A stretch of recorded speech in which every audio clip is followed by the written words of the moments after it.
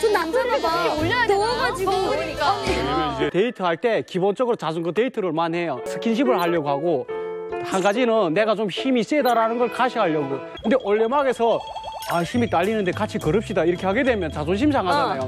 그럼 올레막을 빨빨 흘리면서 그냥 다리 바닥 떨면서 올라가는. 몰랐던 북한 이야기에 대해서 알게 돼서 옥수수 밭을 거닐지를 않아요, 남녀가. 그럼 뭐예요? 택시 태워주죠. 택시 태워주죠. 너무 간다. 북한의 현재 모습을 가장 잘 볼 수 있는 곳, 네. 바로 북한 국경 지역이죠. 북한 국경 지역이 최근에 굉장히 살벌한 분위기를 풍기고 있는데 오늘 그 위기 속에서도 꿋꿋하게 살아가고 있는 북한 국경 지역 주민들의 모습을 카메라로 담아온 분이 이 자리에 오셨습니다. 누구지? 자, 북중 국경 지역 방문만 약 100여 차례.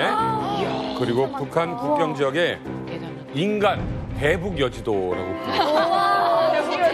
정말 국경 지역에서는 아마 이분만큼 알고 있을까라는 생각이 들 정도입니다. 강동환 교수님 모셨습니다. 반갑습니다.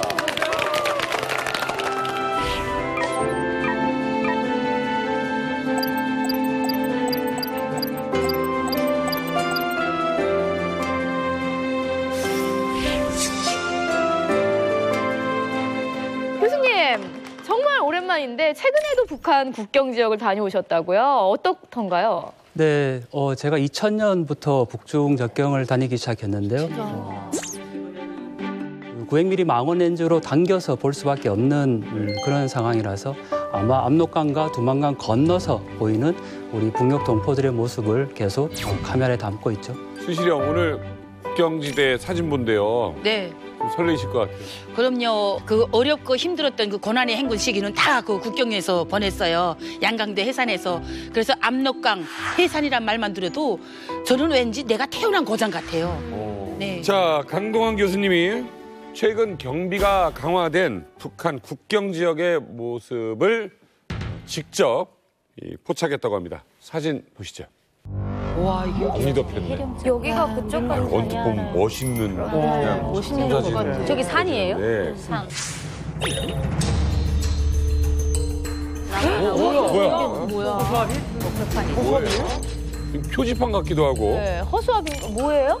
진짜 사람은 아니죠? 네, 저 사진은 2019년 2월에 촬영한 사진입니다. 네. 사격 표지판이라고 알려져 있는데요. 네. 그 능선을 넘어오면 바로 압록강이 있고 그 압록강을 건너면 중국이 되는 그런 곳이죠. 제가 지금 중국 쪽에서 사진을 찍었기 때문에 일반 북한 주민들이 쉽게 다닐 수 있는 그런 거리입니다. 그런데 거기에 지금 저렇게 사격 표지판 서너 개가 이렇게 서 있는 그런 모습인데 마치 보면 사람이 이렇게 그 뒤로 손이 묶여 있는 듯한 그런 모습을 사용하는 그런 모습처럼 생겼어요. 원래 저 간육판이라고 하죠. 군대 복무할 때 우리가 그 저준 연습하면서 사격이나 그렇게 하된 거예요. 근데 우리가 탈북하기 전에는 그때는 2006년도 이때는 없었어요. 저게 8.9기 그 탈북 북송 과정에서도 계속 그 강을 넘어왔지만 저런 목표판은 그때 당시는 없었어요. 예. 제가 그 8년 전 일이 생각나는데 실제로 군인들이 총을 쏩니다. 그래서 저한테도 사격을 했었고 제가 그 당사자고요. 제가 이만갑 초기에 나왔을 때 그 이 스토리를 얘기한 적이 있습니다. 이게 사람한테 조준을 안 하게 되면 이 기어프로 총알이 지나가는 거 볼 수 없잖아요. 공포를 하게 되면 하늘로 쏴야 되는데 제가 달릴 때 3발을 쐈는데 밤에 쏘게 되면 총알이 나가는 게 보입니다. 근데 제가 옆에서 이렇게 쑥 지나가는데 앞에 가서 돌에 가서 반짝반짝 이렇게 튀는데 실제로 사람을 쏜다는 걸 제가 직접 목격을 했습니다.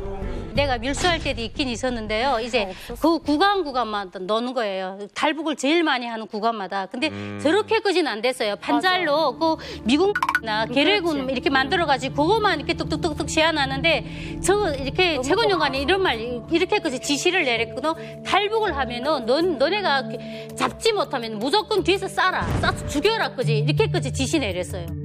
목표물은 옛날부터 있었습니다. 저거는 그 조선인민군 그 훈련 교범에 보면은 목표판이라 그러는데 목표판을 4호, 5호, 6호, 7호까지 9호까지 나가는데 저건 9호, 9보형이라 그래요.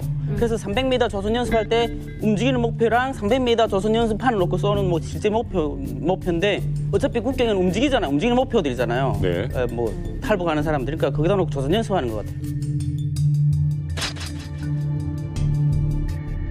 아 근데 상반신에는 10, 하반신에 9 이렇게 써 있잖아요. 그게 무슨 뜻이에요? 그러니까 이제 우리 대한민국에서는 만약 범죄자를 뭐 추격하다가 총을 쏘게 되면 사람을 살상하려고 하는 것이 아니라 제압을 하려고 하는 것이었습니다. 그래서 하반신 아래를 쏘게 됐는데 북한은 이제 그냥 그런 게 없죠. 그냥 무조건 죽이라는 거죠. 그래서 상반신 쏘면 무조건 죽으니까 이제 10점이고 하반신 맞추면 이제 그 9점이다. 이런 식으로 이제 하는 것 같습니다. 혹시 저거는 주민들도 볼 수 있는 거예요? 아니면 못 보는 곳이에요? 일반 주민들이 쉽게 볼 수 있습니다. 쉽게 볼 수 있는 곳에 저런 걸 해놨다고요? 그러니까. 왜냐하면 저렇게 사격 표지판이 붙어 있는데 그 바로 앞이 철조망이거든요. 예. 근데 심지어는 그 철조망 자체에도 저런 표지판이 붙어 있어요. 그러니까 바깥에서 북한의 군인들이 네. 철조망이나 사격 표지판을 보면서 사격할 수 있는 그런 구조인 거죠. 슬픈 일이죠. 다음은요, 북한 주민들의 생활을 깊숙이 볼 수 있는 장마당입니다. 아, 여기가 장마당이에요? 오, 야, 이제 뒤에 아파트 보세요. 네, 그리고 식당이고, 개고기를 파는 곳인가 봐요. 닭고기집이라고 해서 식당이 있고.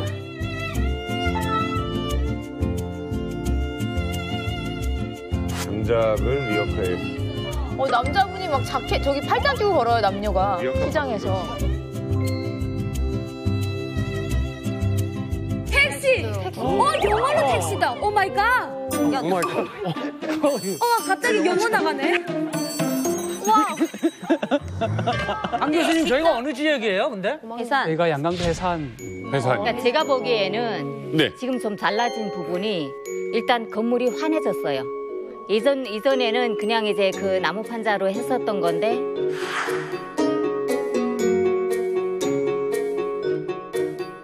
지금 색칠도 이제 많이 이제 좀 해진 것 같고, 네, 건물이 좀 화사해졌다는 느낌이 들어요. 저는 장마당 하면 이런 모습이 떠올랐는데 저기 보니까 완전 달라졌네요. 네. 오랜만에 보니까 어때요? 근데 저는 저 장마당을 보고 너무 놀랐어요.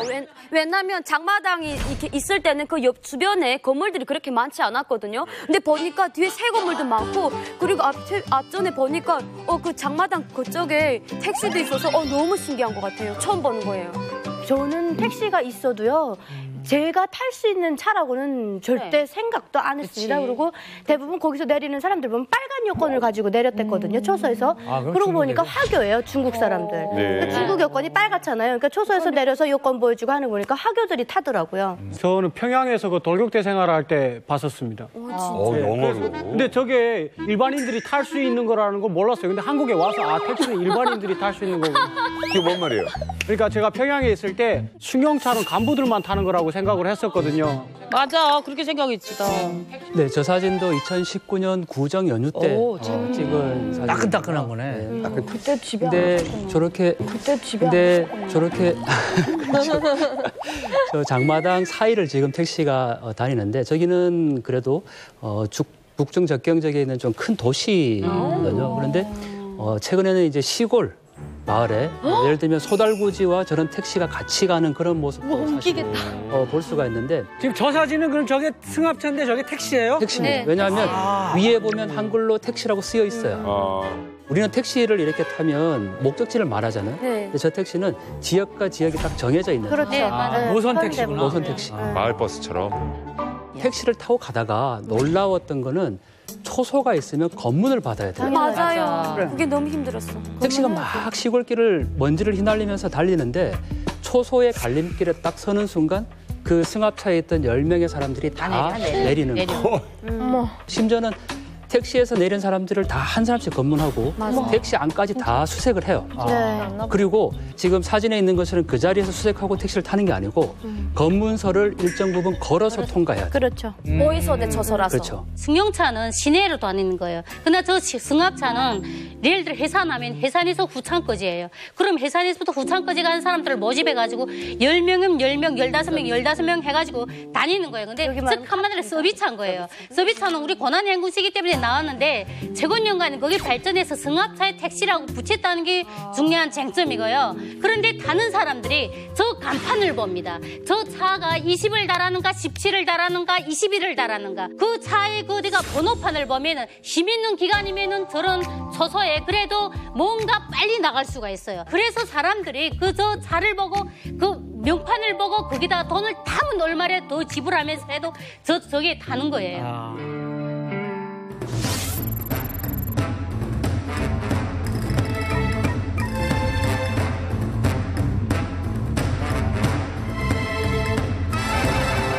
대부분 장마당에서는 거의 이제 이런 데 그냥 앉아가지고 국수를 먹거나 아니면 좀 짜배기 먹거나 이랬는데 식당이라는 간판이 딱 있는 집 가게가 있다라는 게 너무 신기했던 것 같아요, 보면서. 식당 간판을 붙이는 것은 왜 그런가 하면은 식당 간판 그 자체가 돈이에요. 세금인 거예요. 그러니까 그 간판을 붙이지 않으면 벌금이 이렇게 엄청 많이 나가요. 그렇기 때문에 식당 간판을 붙이고요. 저 식당에서는 이제 보통 뭘 팔아요? 뭐 인조고기밥 그런 거 팔아요? 돼지국밥, 순대국밥, 그다음에 그 단고기국밥 이런 거 기본 국밥이에요. 국밥. 뜨끈하게 국밥을 먹어요. 계절마다도 다르겠네요. 그 우리나라처럼 뭐 사시사철 나오는 게 아니니까. 아니 그래도 기본적으로 자기 기본 메뉴는 갖고 그 식당을 지켜가고 있는 거예요. 네. 저는 이제 진짜 신기했던 게 그 땔감 있잖아요. 이만갑에서 땔감 얘기 들을 때 되게 신기했는데 와 여기서 땔감을 실제로 사고 파는 거예요. 그렇죠. 예, 여러분들도 혹시 땔감 사 보신 분? 팔기도 다 했고 사기도 했어요. 저는요 해산에서 그 꽃제비 생활 10년을 하면서 근데 여름이 뭐 풀이라도 뜯어먹는데 겨울이 아무것도 없는 거예요. 내가 손을 꼽아보니까 3일째 굶고 있는 거야. 근데 잔둥이 아이는 어떡할 거야. 그래갖고 그 아이를 12살짜리한테 맡기고 산에 나무하러 갔는데 근처에는 나무가 한 대도 없어요. 먼 데 가가지고 산에 올라가는데 비가 갑자기 막 내리는 거예요. 그래서 비 맞고 나무 조막지를 주워갖고 배낭끈으로 해서 이렇게 등짐지고 내려오는데 미끄러운 거예요. 산이 다 젖어가지고. 그러면서 미끄러지면서 내려다가 너무 힘이 없어서 이렇게 지치고 누웠는데요. 무슨 일이 일어난 줄 알아요? 날아다니는 까마귀가요. 시체인 줄 알고 계속 돌아 막 이렇게. 나무가 있으면 까마귀가 꼭대기 올라서 까우까우 하겠는데 나무가 없으니까 계속 빙빙빙빙 돌다가 가만히 까마귀 바라보는데 옆에 와서 툭툭툭툭 눈을 마주쳐요. 그래요 글쎄. 그래서 그렇게 하면서 그 나무를 해다 팔아먹었어. 네, 저도 많이 팔아봤어요. 산에서 해다가 이제 그거를 톱질해가지고 또 이렇게 잘라야 돼요. 이렇게 떼기 쉽게. 그리고 석탄 탕굴이 좀 가까웠거든요. 그래서 탕굴에 들어가가지고 이제 좀 알탄이라고 해서 네. 그런 것도 이제 배낭에다 밀고 가거나 아니면 저는 딸딸이에다 실어가지고 또 팔거나. 저 리어카는 뭐냐면 싹짐지는 거예요. 저기하고 대기 서 있다가 이게 싸가지고 가는 사람들은 부자들이잖아요. 그러면 네. 거기다 나무 싣고 우리 집까지 갖다 주면 그 꿇어준 사람한테 돈 주는 거예요. 그래서 저 장사하려고 서 있는 거예요. 그러다 보니까 경쟁이 심하고 번호판 달아야 돼요, 저거. 네, 적어도 기울이 얼마나 센지. 맞아요. 그러니까 처음에는 개인부터 시작했는데 저기 세력이 커지다 나니까 또 국가에서 덮쳤습니다, 저거를. 왜? 시인민위원회 무슨 편의봉사관리소 맞아요. 거기다 등록해놓고 수익금 돈을 내라는 겁니다. 아이고. 그 지금 달구지 지금 보니까 이게 리어카라고 하기도 뭐한 게 바퀴가 커요. 이게 예, 바퀴는 원래 저렇게 두꺼워요? 예, 두껍습니다. 그러니까 이게 저 앞하고 바퀴만 한데 저 리어카는 굉장히 좋은 편에 속해요. 왜냐하면 지금 장마당을 이렇게 다니는 짐꾼이기 때문에 저 정도를 쓰지만 일반 북중의 주민들은 세 바퀴. 맞아요. 맞아요. 그냥 고무 타이어가 아닌 세 바퀴를 가지고 세요? 네, 그걸로 쇳덩이를 가지고 다니는데 그걸 어린 아이들이 끌고 다녀요. 그렇죠. 거기에 맞아요. 그렇습니다. 지금 보신 것은 그래도 장작이잖아요. 네. 큰 장작. 근데 그 아이들이 거기에 구루마에 갖고 다니는 건 조그마한 나뭇가지 네, 맞아요. 100개. 그거를 싣고 이렇게 끌고 다니거나 아니면은 여성들이 요즘에 겨울이니까 겨울에는 썰매가 있어요. 맞아요. 아주 작은 썰매. 그 썰매를 끌고 다니면서 거기에 겨우 놓여져 있는 게 조그마한 장작들이거든요. 그러니까 지금 저 정도는 굉장히 좋은 리어카. 저는 저 뗄나무를 보니까 제가 정말 많이 장사를 했거든요. 저 삼지연이나 삼수나 그 값싼 이쪽 편에 가서 나무를 이제 자동차를 실어와요.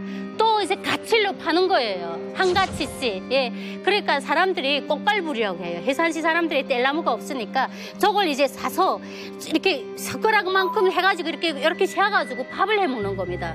진짜 북한이 지금 너무 심각한 게 먹는 것도 중요하지만 뗄감이 제일 중요한 거예요. 고아원 같은 경우에는 그 종송 사람들이 한경북도 언성군 종송구 사람들이 고아원 애들만 보게 되면 나무 덩이가 내려온다고 해요. 왜? 그러니까 왜 하게 되면 애들이 영양실조 걸려갖고 너무 작은 상태에서 나무를 이렇게 치고 너무 많이 들다 보니까 사람이 안 보이는 거예요. 나무 덩이가 이렇게 걸어오는 거예요. 요만한 키의 나무가 이만큼 오는 거예요. 그러니까 고학년이라도 영양실조 걸려서 작은 애들이 있을 수 있잖아요. 근데 그거 상관없어요. 나무 안 하게 되면 12시에 다시 쫓아올라 버려요. 밤 12시에. 그러니까 애들이 몽땅 다 대를 하다 보니까 애들이 거의 북대기 속에서 걸어 내려오는 거예요. 예, 이번에는요, 정말 여러분들이 아주 기대하실 사진입니다. 바로 북한 주민들의 은밀한 연애 사진입니다. 함께 보시죠. 예.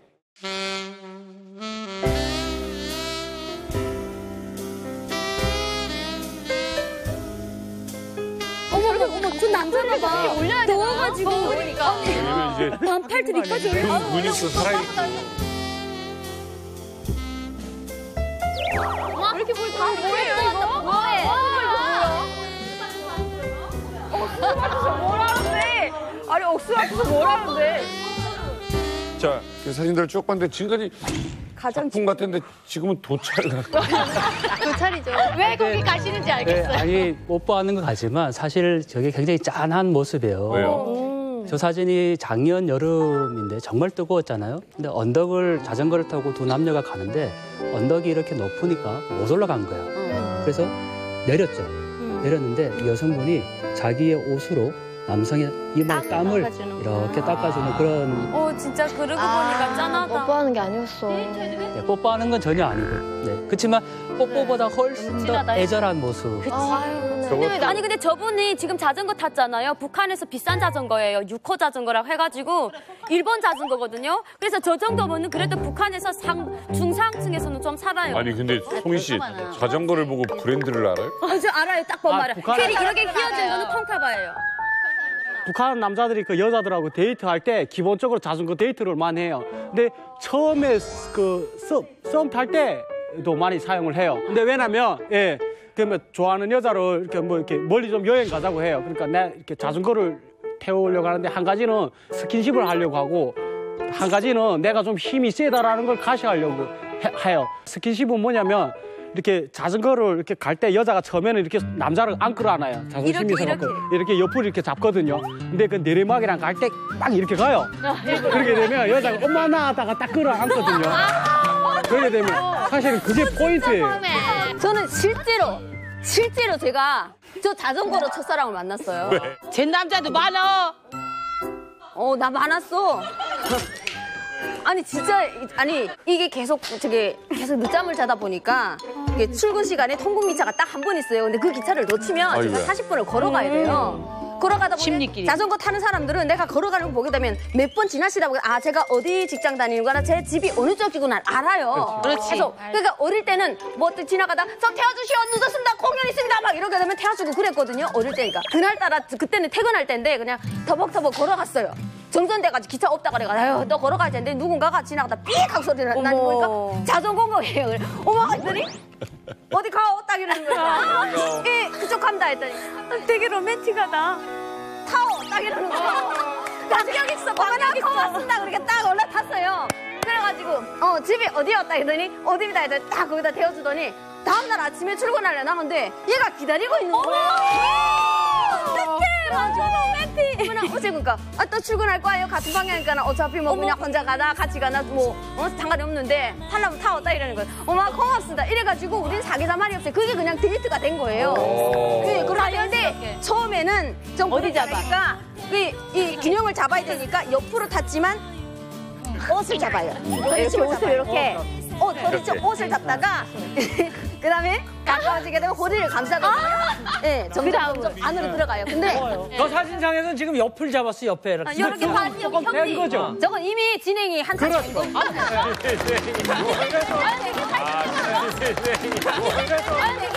시작되는 연인들은 아니다. 진행된 연예인이라 옆을 잡는 거하고 또 이렇게 잡는 거하고 이게 분위기가 좀 달라요. 그렇지. 그 북한 그 길이라는 게 이렇게 뭐 직선길이 아니고 다 이렇게 올레막 내리막인데 이게 남자의 자존심이 걸린 문제예요, 이거는. 듬직해 보이고 싶고 내가 좀 너를 지켜줄 수 있고 힘이 좀 세다라는 걸 가시하고 싶거든요. 근데 올레막에서 힘이 딸리는데 같이 걸읍시다 이렇게 하게 되면 자존심 상하잖아요. 그럼 원래 막 빨빨 흘리면서 그냥 다리 바다다 떨면서 올라가는 거예요. 더 싫어. 네, 여자도 그래, 안쓰러워요. 어디 영양실조 걸린 같은 거 하고 사과꽃을 이런 생각 할 수도 있고. 이게 있잖아요. 자전거로 이게 연애 안 되는 커플이 만나는 케이스가 많아요. 근데 북한 여자들은 대부분 좋아도 한 3번은 튕겨줘야 돼요. 맞아. 좀 평안도 여자들이 더 심한 것 같아요. 근데 저를 좋아하는 남자가 자전거 끌고 왔거든요. 타십시오 해가지고 제가 이렇습니다 했어요. 그랬더니 또 쫓아오면서 타십시오. 뭐 날도 더운데 제가 태워다 드리겠습니다. 그래서 이렇습니다. 왜 자꾸 쫓아옵니까? 따라옵니까? 막 이렇게 했어요. 근데 3번째 오니까 창피해서 탔어요, 사실. 근데 이 친구가 너무 긴장을 하다 보니까 북한 도로가 이렇게 파여 있잖아요. 텅 튕겼는데 제가 앉아서 탕 튕겨갖고 떨어진 거예요. 자전거가 튕기더라고요. 이게 이렇게 높은 데를 언덕을 이렇게 올라가면 이렇게 비 오거나 이런 웅덩이가 파여지거든요. 여길 튕 나다가 하는 동시에 제가 떴다가 떨어졌어요. 우리 애삼촌이 제대되고 자전거를 하나 와서 훔쳐왔어요. 그래갖고 날 보고 야 이거 타야 되겠는데 자꾸 날 보고 슈 하면서 가는 거야. 왜 그랬더니 뒷바퀴가 빵꾸 났어요. 아니 지금 북한 국경 사진만 보는 것뿐인데 지금 다들 흥분하고 너무 좋아요 지금. 많이 정겨워하는 것 같은데 유독 우리 평양 토박이 미니 양만 안 반갑지. 입을 떼지를 못하고 있어요. 그러니까 내가 평양만 봤지. 너 처음 아니, 봤지? 지금 뭐 입을 못 떼 지금. 저 손수레 나온 것도 그렇고 네, 신기한 애들 많이 하네. 네, 엄청 놀랐고요. 정말 몰랐던 북한 이야기에 대해서 알게 돼서 너무 교수님과 이만갑게 너무 감사하고 몰랐던 북한에 대해서 알게 돼. 자전거 연애는 평양도 해요? 아니요, 저렇게 옥수수 밭을 거닐지를 않아요, 남녀가. 그럼 왜? 택시 태워주죠. 너무 간다. 자전거를 타고 평양을 많이 다녀요? 네, 남자들은 많이 그러면 다녀요. 여자가 뒤에 이렇게 매달려서 가요? 네, 그거는 돈 받고 태워주는 거예요. 그러면 역시 그러면 평양에서 아까처럼 더워서 등을 올리고 탈 수 있어요? 안 되죠. 그냥 기철대가 다 있어요. 지금 겨울이 기철대가 있어가지고 그렇게 하면 튕기물란이라고 잡아요. 단속을 해요. 역시 평양에서 살지 말아야 되겠다. 지방에서도 단속은 해요. 뭐 평양만 단속하는 줄 알아요. 지방에도 그게 원래는 뒤에 사람 태우면 교통사고 유발이라고 해가지고 벌금을 5,000원이니까 해요. 네, 물어요.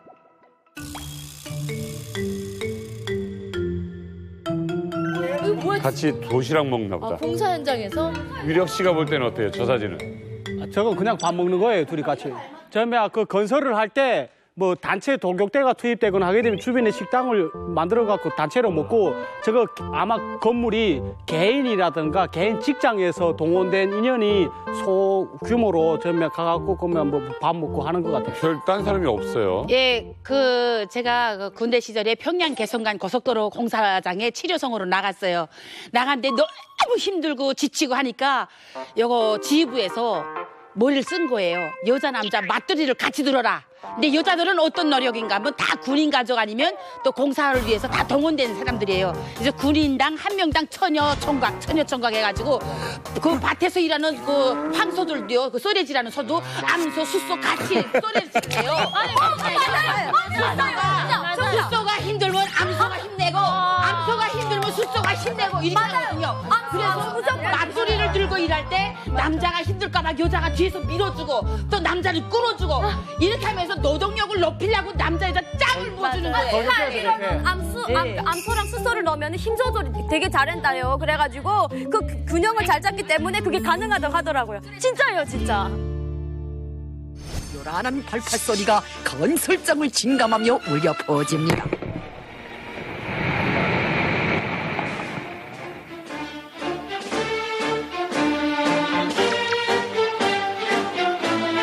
불리한 자연지리적 조건으로 하여 기계와 수단은 이용할 수 없어 저저마다 손에 한마와 정대를 억세게 틀어지고 혁명가요를 높이 부르며 청춘의 영맹을 떨쳐가는 미도운 청년 돌격대원들. 교수님께서 또 이번에 촬영하시면서 네. 굉장히 마음 아팠던 영상이 있다고 합니다. 함께 보시죠. 아이고 압록강. 와, 이거 압록강에서 빨래 빠는 것 같아. 아우 저 다 얼지도 않았는데 저렇게 물가에 가서 저러다가 빠져서 죽는 경우도 수도 있어요. 아, 진짜요? 엄청 많아요. 아, 물이 갑자기 깨져서 그렇죠. 유리가 저 빨래질을 얼음이- 막 하다가 밑에 그 얼음이 짱 깨져요. 그러면 같이 이렇게 물살에 말려 물가에 들어가요. 가까이 찾지도 못해요. 접근하니까. 추워가지고.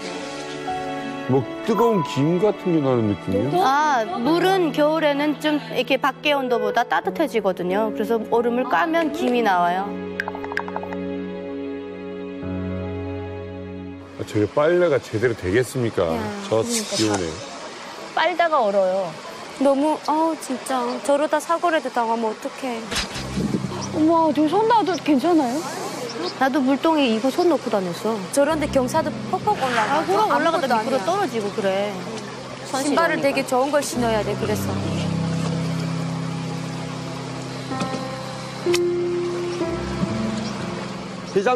해장동 그 이제 집 초소 가기 전에 그 기다리는데 지금 여기 타가소 있는데 이 초소 국물만 맞네 이거 해장동. 아 이게 해장 초소네 해장.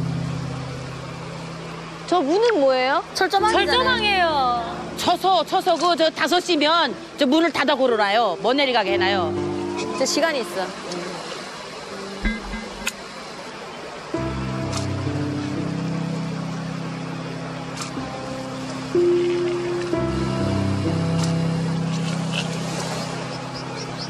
아니 그래도 저분이는 되게 뭔가 뭐라도 하나보다 개털수다를 저렇게 좋은 걸 입은 그래, 거네. 좋은 거 입었네. 따뜻하게.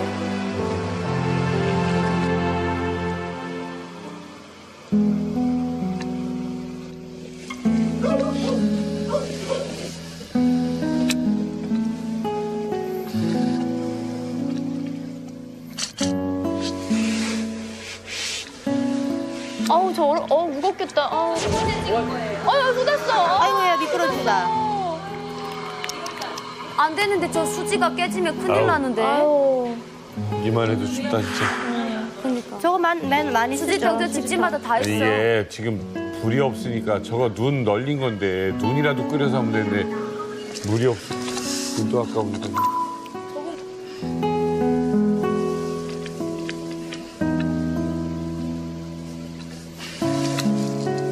저 끄는 거라도 있는 사람은 그래도 편한 거네요. 저렇게 계속 머리에 이고. 아유 저게 북한 어머님들 모습이에요. 엄마들. 그래서 북한의 엄마들이 다 목 디스크 와 있어요. 저 무거운 거 계속 이고 다녀가지고. 50살 되면 허리 다 꼬부러져. 저게 집이라도 멀으면 한참 걸을 거 아니에요. 맞아요. 그게 언제예요? 저게 2019년 2월의 모습이에요. 최근이네요. 국경을 타고 가다가 강이 보이고 마을이 있으면 저렇게 북한 여성들이 다 빨래를 하거나 다 물을 저렇게. 길러 가거나 그렇습니다. 그런데 지금 이렇게 보면은 춥다라는 게 별로 실감이 안 나잖아요. 근데 지금 저때 차량의 온도계가 영하 25도를 어머나. 실제로 압록강의 찬바람까지 체감 온도 하면 영하 30도가 넘는 그렇죠. 추위인 거예요. 그래서 압록강이 그대로 지금 다 이렇게 물결 치는 그 모습 그대로 압록강이 얼어요. 그렇지. 그래서 그 정도로 추운 곳에서 지금 저렇게 물을 길러가는 모습인데 제가 저 장면을 보고 좀 이해가 안 됐던 거는 예. 방금 할머니 같은 분이 물동이를 머리 이렇게 이시잖아요. 네. 굉장히 힘들게 이는데 지나가는 사람이 누구도 도와주지 않았다. 그러게. 안 도와줘. 그래서 저렇게 살아가기 위해서 그러니까 우리는 보통 하루하루를 살아간다 이렇게 얘기하지만 정말 하루하루를 견뎌내고 살아내고 있는 그런 모습이지 않나 옆에 생각이 사람이 듭니다. 안 보이는 거죠. 네.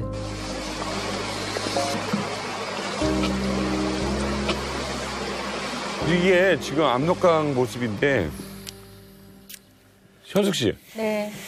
저거 위험해 보여요. 그 강가에 가까이 가서 빨래하면 그쪽은 얼음이 두껍지 않을 수 있잖아요. 겨울에는 괜찮은데요. 이제 봄 서기 물이 이제 내려갈 때 밑에는 이렇게 녹아서 내리고 위에는 그대로 얼어 있어요. 그러니까 사람들이 모르고 이제 툭 밟으면서 물을 풀려고 하다가 빠져 죽는 사람 많이 나는 제 눈앞에서 직접 우리 마을 여자가 죽었어요. 근데 같이 이제 그날에 한 5-6명이 같이 나갔는데 손을 뻗치려고 하는데 뻗칠 수가 없는 거예요. 바가지만 동동동동 뜨고 그 사람은 얼음 밑에 들어가는 거예요. 빨래하다가 네.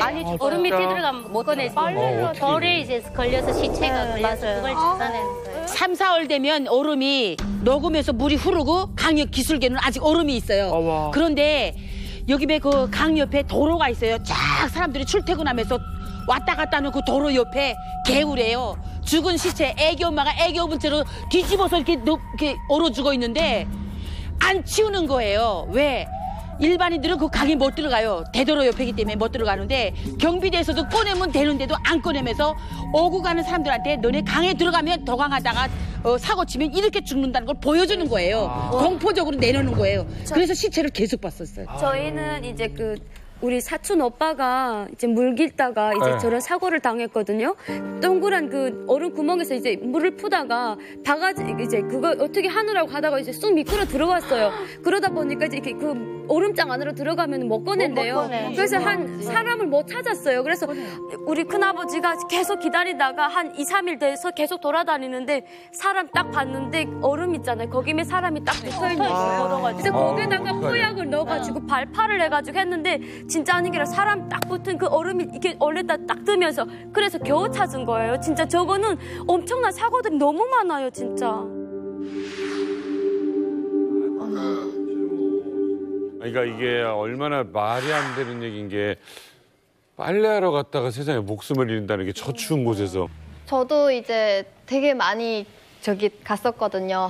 너무 다행인 게 지금 내가 이 자리에 있다는 게 너무 다행스럽고 북한에 있었으면 아직도 저러고 있었겠구나라는 생각이 들고 그리고 어릴 때 술도 만들고 집에서 막 그랬었거든요. 그래서 술 만들 때 이제 저런 두만강에 나가서 얼음을 깨서 그걸 동이에다가 이고 이렇게 오는 거예요. 그럼 그거를 이제 그 술 만드는 냉각기가 있는데 그 안에다가 이제 얼음을 붓고 막 이래야 돼요.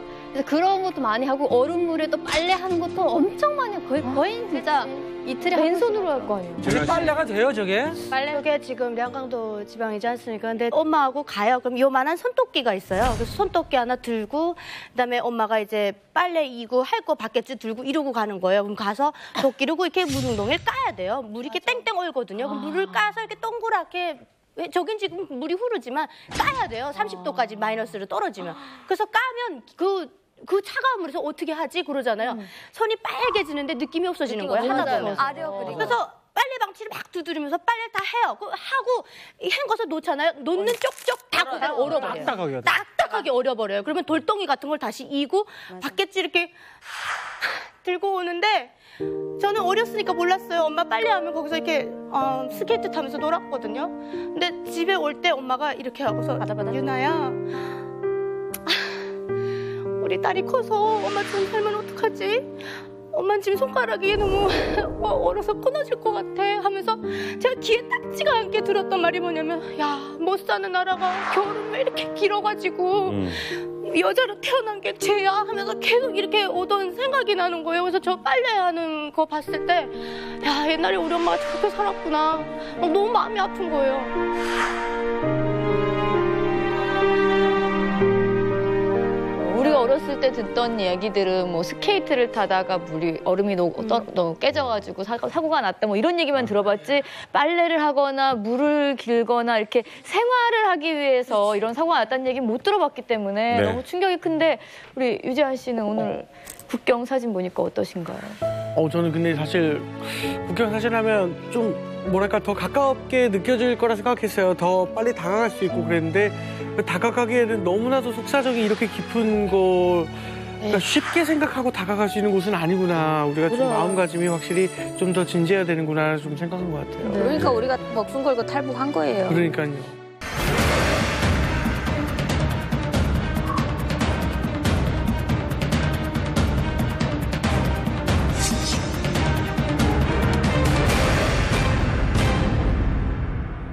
근데 저는 제일 궁금한 게 그 지금 실제로 북한의 핵 기술 수준이 어느 정도인지.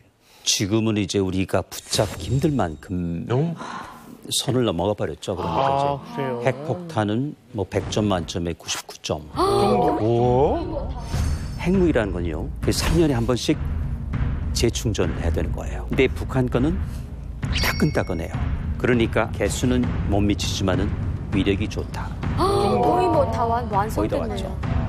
그런데 이제 우리 민족이 백의 민족이기도 하지만은 배달 민족이다. 배달을 잘 해야 되거든요. 물건을 하는 거는 이제 탄도탄이라는 미사일. 그렇죠. 핵폭탄 자기 집에 있으면 뭐 해요? 그걸 갖고 적재적소에 배달해야죠. 그 배달 기술이 조금 달려요. 배달할 때 일단 바깥으로 나가야 되거든요. 그렇죠. 500km까지 대기권 밖으로. 그렇죠, 나가요. 그리고 이제 또 여행을 해요. 바깥은 진공이잖아요. 그런데 안쪽은 공기가 꽉 차 대기권이죠. 그렇죠. 그러면은 그때 제대로 들어오지 않으면은 튕겨져 나가버리죠. 그러니까 이게 들어오기가 힘들거든요. 아, 앞에 부분 탄두랑 요 작은 것만. 그리고 들어오다가 상하면은 두뇌가 상하니까 이제 원자 폭탄이 헷갈리게 되는 거죠. 어디서 터져야 될지도 모르겠고. 그러니까 이제 고물이 된단 말이죠. 그래서 아직은 기술이 없어요. 그래서 ICBM인가 그걸 지금 그렇죠. 이게 기술이 사실은 지구 반 바퀴만 돌면 되잖아요. 한 바퀴 돌면 자기한테 오니까 안 되고요. 그렇죠. 근데 그냥 들으면 또 떨어져 나 돌아야 돼요. 근데 들어오면은 한 갑자기 10,000도쯤 뜨거워지거든요. 그러니까 이제 우그러져 버려. 다 녹아버리는 거. 갑자기 궁금해지는 게 있는데 교수님의 이런 듣기 쉬운 설명은 서울대에서 강의하실 때도 이렇게 쉽게 설명해 주시나요? 아니요. 그때 어렵게 하죠. 그러니까 이제 학생들이 졸기 시작해요. 그래서 어렵게 하면 되지 않는다는 걸 알았거든요. 그래서 이제 이만갑에 올 때는 항상 쉽게. 그래서 나는 순간 나도 서울대 가면 알아들을 수 있겠구나라는 나도 그 생각을 했거든요. 아니구나. 선생님, 그러면 대기권 밖에서 못 들어와서 거기서 터지면 어떻게 되나요? 지구에는 뭐 영향이 없나요? 영향 없고요. 그 대신에 이제 원치는 않지만은 전자기파라는 게 생겨요. 근데 이제 그것도 굉장히 무섭죠. 위성들 난리 나겠네. 그렇죠. 그러면 이제 모든 전자기기가 다 망가져 버리니까. 어쨌든 간에 들어오지는 못하더라도 또 위험하긴 하죠. 어쨌든 지금까지는. 지금 작년도 그 싱가포르 회담 이후에 북한의 과학자들은 내가 받은 팩트니까 핵 미사일 부문 과학자들은 잠도 못 잔대요. 이제까지 시험한 모든 데서 나타난 결함을 하루빨리 퇴치해서 또 해야 된다. 이걸 냈는데 아직 안 써놓은 거 보니까 지금도 하고 있는 중인 것 같아요. 예. 자, 대박. 지금 북한에 영변 말고 핵시설이 더 있다라는 트럼프 대통령의 발언, 그러니까 하노이에서 그렇게 하면서 결렬이 돼버리고 이렇게 저희 이만갑 식구들도 그 현장에 갔다가 뭐 빅딜이고 스몰딜이고 없는 노딜의 상황을 저희도 한번 옆에 지켜봤었어요. 지금 북한 지도를 보면 핵 개발을 하는 곳에 추측되는 곳이 한 10여 군데가 나와 있습니다. 맞네. 자, 강민진 기자님. 이 중에서 혹시 가보시거나 눈에 익은 곳이 있습니까? 네, 동창리 쪽에 제가 한번 가봤었는데요. 뉴스에 많이 나와요. 네, 동창리는 이제 발사대가 있는 지역이잖아요. 그런데 제가 그때 가봤을 때는 이제 여름에 갔었는데 그 동창리 주변에 인적이 별로 없어요. 근데 그 지역에 있는 주민들이 약초캐로 이제 산에 가거든요. 근데 약초캐로 이제 하루 종일 산을 돌아다니는데 인가가 별로 없고 엄청 우중충하게 생긴 산들이에요. 정말 하루 종일 그런 도로가 있었어요. 이제 아침에 출발해서 야산 조금 돌고 저녁에도 쭉 이제 돌아오는데 그렇게 도는데 사람을 못 봤어요. 그 정도로 깊은 산속이고. 그런데 도로는 정말 2차선 도로인데 정말 잘 돼 있었어요. 인적이 드문데 도로가 잘 돼 있어. 도로는 잘 돼 있다. 차가 다닌다는 거네. 저는 강선이 있어가지고 깜짝 놀랐는데 강선. 네, 강선에 엄청 큰 제강서가 있거든요. 김일성이 해방 직후에 거양 만경대를 먼저 가야 되나 강선 제강서를 먼저 그렇지. 가야 되나 하고 갈림길에서 고민하다가 만경대 가는 길에 인사를 하고 강선 제강서를 먼저 갔대요. 가서 해방된 노동계급에게 우리나라가 철강 1만 톤만 생산하면 호리를 펼 수 있다. 그렇게 얘기를 해가지고 그 노동계급이 거기에 거물을 받아서 철강을 몇만 톤을 더 생산을 해냈대요. 그런 그 스토리의 드라마, 그 북한이 민족과 없는 노동계급 편도 엄청 유명하거든요. 그 제강서도 있고 그다음에 장마당이 엄청 큰 게 또 있어요, 강선에. 근데 저기에 사람들이 많이 살고 그런 곳에 핵기지가 있다는 게 되게 좀 놀라웠어요, 엄청.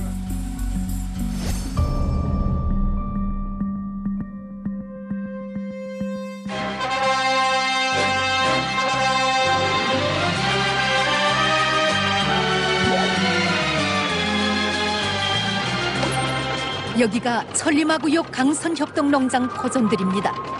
이 농장의 포전들 그 어디를 가보아도 포전마다 무득히 쌓여있는 고름더미들을 볼 수 있습니다.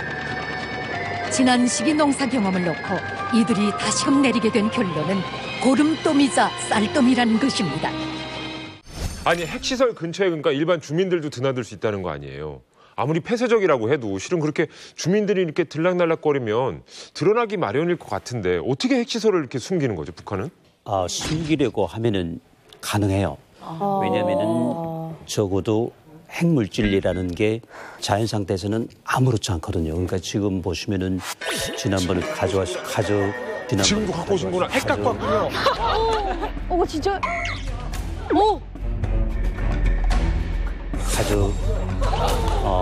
갖고 다니거든요. 진짜. 핵이야. 아니 핵은 아니지만 이걸 이제 핵을 만드는 물질이죠. 우라늄.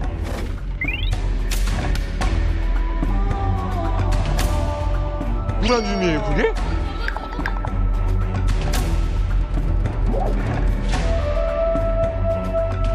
괜찮아요. 해롭지는 않아요? 해롭지 않죠. 제가 이제 반평생 50년이잖아요. 살았는데 머리가 하얘지고 꼬부라진다. 이 외에는 별 다른 효과는 없어. 괜찮아요.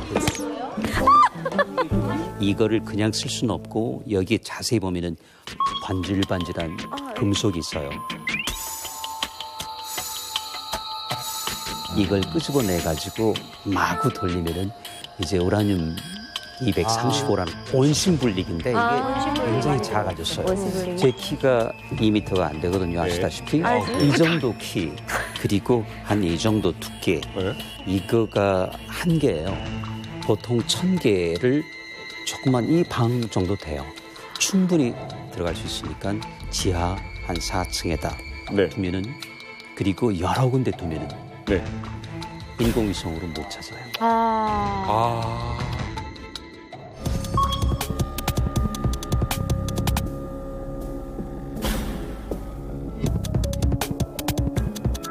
그냥 거기가 군수 기지일 수도 있고 뭐 저기 비료 공장일 수도 있고 그런데 구분이 안 되는 것이죠. 그래서 충분히 가능해요. 근데요, 진짜 궁금한 게 도대체 미국은 어떻게 이 핵시설을 발견하는 건지 진짜 궁금해요. 오래전에 남아공에서는 말이죠. 유치원 놀이터 밑에 군수 공장이 있었어요. 우라늄 농축기가 있었단 말이죠. 그걸 미국이 찾아냈는데 어떻게 찾느냐면은 농축기가 들어있으면은 우리 권총 쏘면은 연기가 나잖아요. 세 가지가 나와요.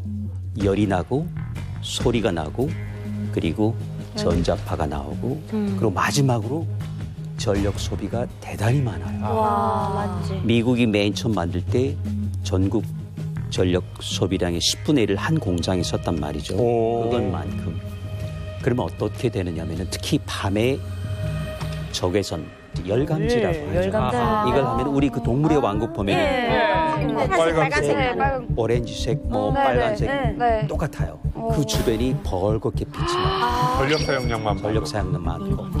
그래서 영변 같은 경우도 그 공장 주변이 벌겋게 나오죠. 이걸 가지면은 이게 이제 소위 그 농축 시설의 DNA를 찾았다라고 하는데 그 정보를 많이 갖고 있는 것 같아요.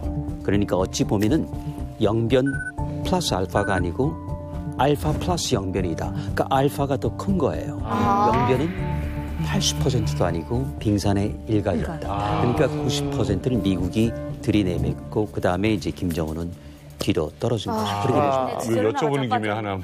전력이 나왔는데 저희는 왜 원자력 관련된 거 하면은 다 바닷가 근처에 있잖아요. 맞아요. 근데 이게 냉각수 관련해서 뭐가 있는데 이거 산속에 있는 건데 이거는 상관없는 거예요? 영변에도 구룡강이 있어요. 물이 항상 있거든요. 주변에 항상 물이 있어요. 그리고 지하수가 있잖아요. 그걸로도 충분한 겁니까? 그렇죠. 충분해요. 그러니까 굳이 바다가 아니라도 그리고 거기 있는 것들은 조그맣거든요. 그렇기 때문에 충분히 시킬 수가 있어요. 그러면 시냇물로도 시킬 수가 있거든요. 공기로도 시킬 수가 있고 그러니까 굳이 바닷가가 아닌 내륙에서도 조립이 또 조작이 가능하다는 거죠. 그걸 미국이 찾아낸 거죠. 그러니까 다 보여요. 육안으로는 안 보이지만은 그 저기 적외선 사진기로는 다 보이는 거예요. 그러면 전문가들이 보는 핵시설의 요충지는 어딘가요? 북에서 바로 오신 분들이 더 잘 아시겠지만은 그 중에 하나가 3년 전에 조금 대세특필됐던 부분이 평북 방연인데요. 보통 비행장으로 알고 공군 기지죠. 거기에는 그냥 군수공장이에요. 그런데 그 밑에 군수공장 밑에 또 있었던 것이죠. 대박.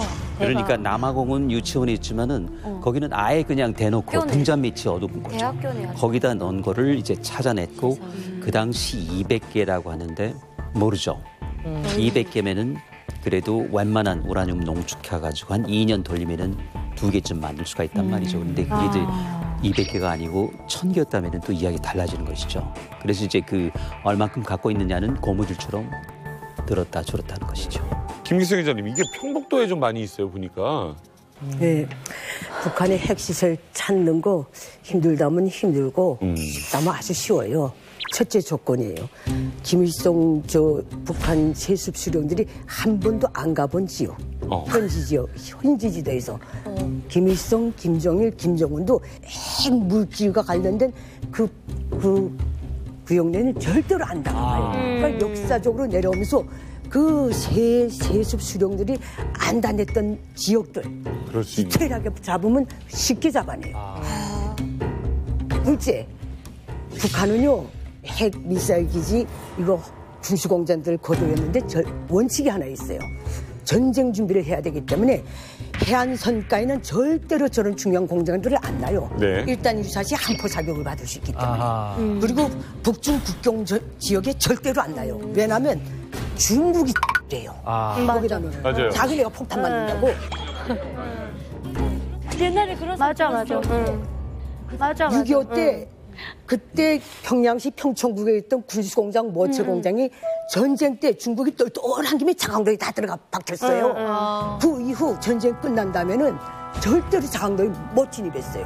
그걸 다 놓고 볼 때 평북도가 제일 합리적인 데거든요. 그래서 북한의 제일 중요한 군수공장들은 다 평북도에 있어요. 그다음에 또 하나, 북한의 진짜 핵기지는요, 그 지역 지명으로 돼 있지 않아요. 평양시 중구역 몇 동.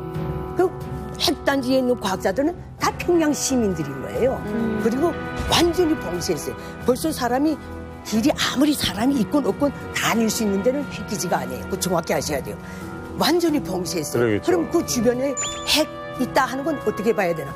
그거는 핵무기 개발에 동원되는 모든 협동품들을 물고 가는 그 협동공장들이라고 보면 되는 거예요. 이렇게 딱 보시면 틀리지 않을 거예요. 지금 산음동은 뭐예요, 산음동? 산음동은 여기 오니까 산음동이라고 하대요. 네. 그게 지금 북한의 유일한 미사일 조립 공장이거든요. 나는 여기 취재를 몇 번 갔댔어요. 그래서 잘 아는데 저 위장 명칭이 만경대 약전기계 공장이고. 약전기계 공장.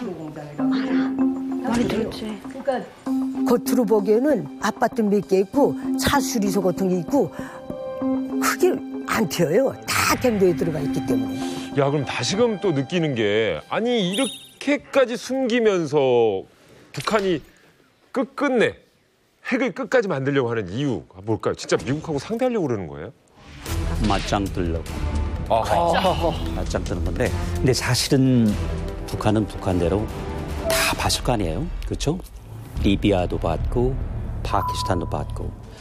아마 파키스탄을 본보기로 했을 수밖에 없는 게, 파키스탄에는 그 압둘 카디 칸이라고 하는 저 같은 박사가 하나 있었어요. 핵 박사인데요.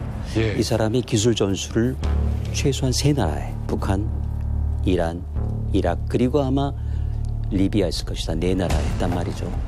그러니까 이제 본보기가 된 거예요. 파키스탄 망했나요? 잘 살죠. 그런데 처음에는 미국이 당연히 견제했죠. 왜냐하면 아프간 소련 침공이 있었죠. 그 당시 탈레반이라는 세력이 있었어요. 이걸 소탕하는데 파키스탄의 힘이 필요했던 거죠. 지하 조직을 파내는데. 그러니까 화해를 한 거죠. 일단 파키스탄을 풀어주고, 자, 이건 밀어내자 해가지고 아프간에서 밀어냈어요. 탈레반 세력을요. 그런 다음에 이제 안 되지 하고 보니까 파키스탄은 그동안에 저까지 가버린 거예요. 북한만큼이나. 안 돼 했을 때는 파키스탄도 안 되는 거죠. 버틴 거죠. 그래서 어떻게 해요? 에라 모르겠다. 그냥 두지 뭐. 이렇게 된 거예요. 그러니까 파키스탄은 아직도 핵 보유국이 아닌 것도 아니고 핵 보유국인 것도 아니고. 아무것도 아니네. 인정해요. 인정받지 않았습니까? 까리까리. 아니요, 아니죠. 운정은 5나라만, 미국, 러시아, 영국, 프랑스, 중국까지만, 나머지는 다 인정 안 해요. 그렇죠? 그렇지만은 사실상 핵 보유국이 된 거예요. 근데 북한이 그걸 본보기로 삼은 거죠. 그러니까 어떻게 생각해요? 이제 조금만 하면은 파키스탄 좀 되는데, 오히려 지금 어떤 부분은 파키스탄 능가했는데 그만둘까요? 쉽지 않을 일 같아요. 그러니까 어차피 뭐 있는데 인정하거나 말거나. 맞아요. 근데 이제 물어보신 게 북한이 왜 저 상태에서 끝까지 핵을 지고 나가나 그 문제죠. 이건 내가 정책 기자로서 한마디 할게요. 북한은 6.25 전쟁을 청아지면서 핵 프로그램에 대한 야망을 가진 거예요. 왜 그랬냐면 6.25 전쟁 때 미군이 핵폭탄을 쓰겠다는 바람에 소련이 무자 지원을 끄는 거예요. 한창 전쟁 중인데. 둘째, 핵무기를 쓰겠다는 바람에 이건 내 말이 아니고 김일성이 교세요. 수천 인민들이 남조선으로 나갔다는 거예요. 원자탄 바람에 나. 그래서 우리가 앞으로 저 핵을 가진 미국, 핵식하면 핵공가를 치는 미국하고 싸워서 미국을 몰아내고 남조선을 해방하자면 우리도 미국과 동등하게 핵무기를 가져야 되겠다 해서 시작된 게 북한 핵 문제예요. 그하고 그 악착같이 여기까지 온 거예요. 이제는 유일한 협상 수단이 된 거예요. 놓질 않아요. 자, 북한이 그 핵실험을 하면서 지금 뭐 유례가 없는 제재를 받고 있습니다. 네, 그렇다면 대북 제재에 대한 북한 주민들은 또 어떤 생각을 가지고 있는지 화면 보여주세요. 북한 주민들은 국제사회의 대북 제재가 네모라고 생각한다. 팔자라고 생각한다. 팔자다. 슬프다. 왜 팔자예요, 그게? 그냥 팔자련이 선택한 하고 것도 아니고. 어쩔 수 없이 자포자기처럼. 그렇죠. 내 팔자. 형님은 갑경이 누나 만난 게 다 팔자지. 좋은 팔자인 거잖아요. 팔자다. 좋은 팔자. 같이 살아보면 알죠.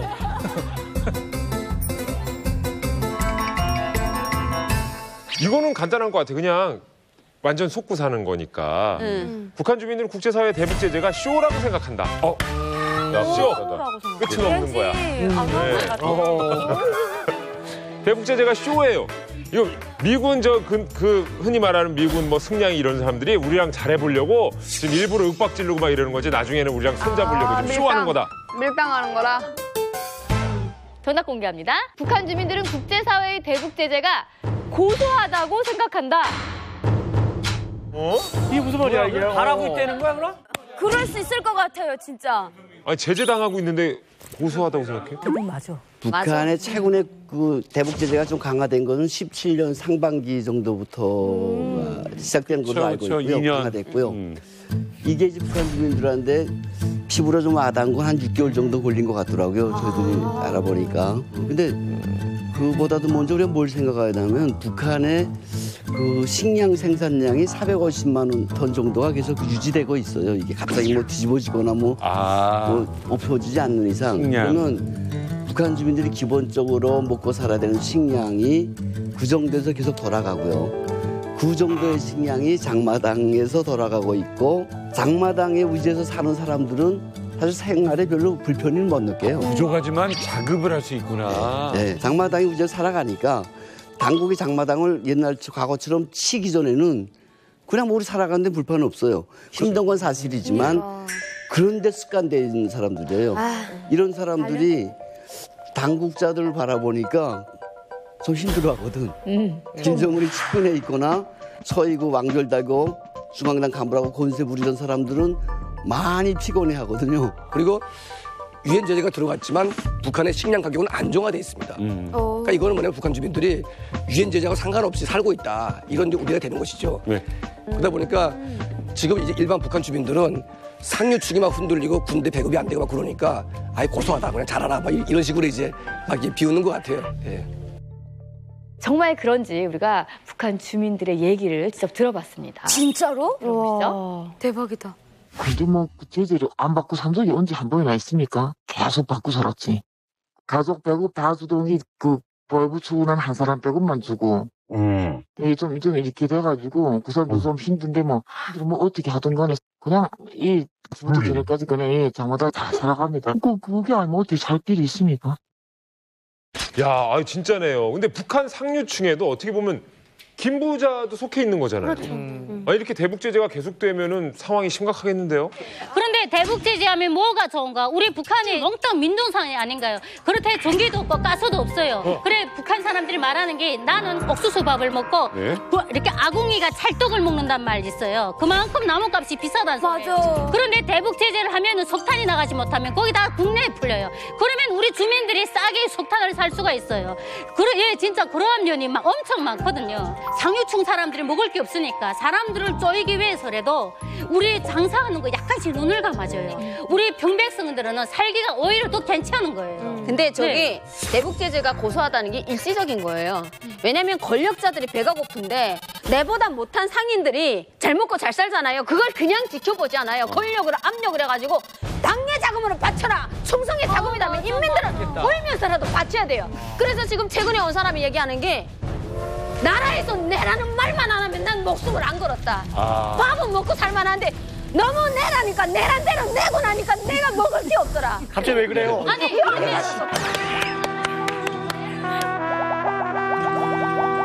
우리는 내랑 해서 냈어요. 네. 그 권한해군식에도 허리띠를 또 저희면 장군님께 충성을 하면서도 내라고 해서 당에다 계속 냈어요. 야, 장마당이 네. 끝이 없어요. 장마당 잘 생각해봐, 지원아. 네. 유연주와 박현숙 누나가 500명씩 있다고 생각해. 핑계질 것 같아요. 앞밖에 안 남아요. 앞밖에 안 남아요. 앞밖에 안 남아요. 진짜 악이다. 앞밖에 안 남았다.